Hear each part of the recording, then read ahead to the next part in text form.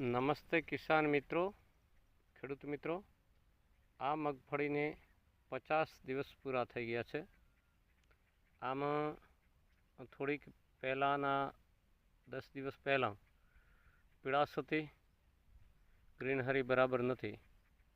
આમાં 2.5 કિલો એક એકરે ferrous sulphate, 2 kilo ferrous sulphate અને 100 ગ્રામ લીંબુના ફૂલ અને ફુવારા પદ્ધતિ દ્વારા આપે છે. અને એ પછી 3 દિવસ પહેલાં જીગરી અને ફૂલ જેલનો સ્પ્રે કરેલ છે.